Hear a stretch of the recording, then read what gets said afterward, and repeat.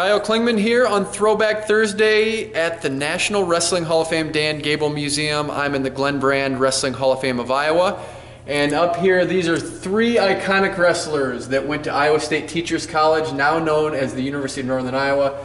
Jerry Lehman from Osage won a silver medal in 1948. Bill Cole was a fifth place finisher, three-time NCAA champion. He's from Fort Dodge.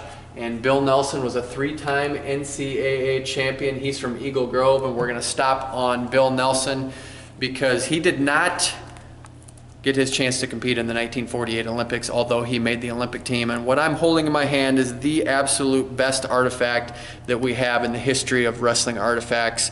It doesn't get better than this, and I'm going to show you why. As we open this up, you see this was the property of Lee Donald Nelson. So this was Bill Nelson's brother, and you see his address there, age 11.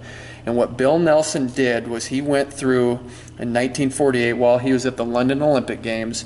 And keep in mind, there were no Olympic Games from 1940 to 1944 because of World War II. So what, 1936, skipped in 40, skipped in 44, and then the first one back was 1948. So to have a document like this is truly incredible because you have some of the biggest names in the sport of wrestling all together with their autographs. Dave McCuskey, wrestling coach at Iowa State Teachers College. Cliff Keen, U.S. Olympic wrestling team.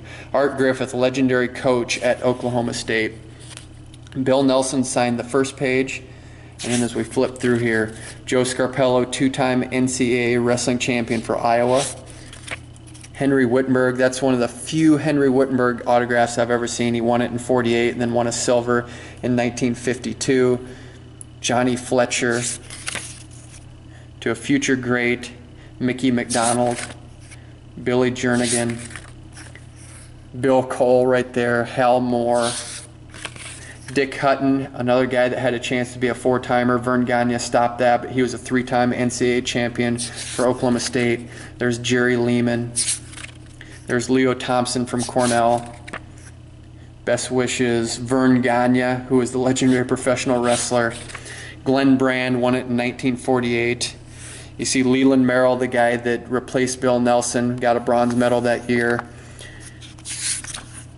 Best wishes, looks like Lillian Young. So we're getting into some of the other sports. So as you go through there, there's other signatures from other sports, and you can just flip through the pages and see what a great treasure this is, because he got Olympic gold medalists and other athletes from the Olympic Village during that time. So the opportunity to have this and to have this in our possession, to have Bruce Nelson, the son of Bill Nelson, loan this to us and to have this in our archives. This is truly a one-of-a-kind artifact that we have, and probably the best artifact that we have at the National Wrestling Hall of Fame Dan Gable Museum.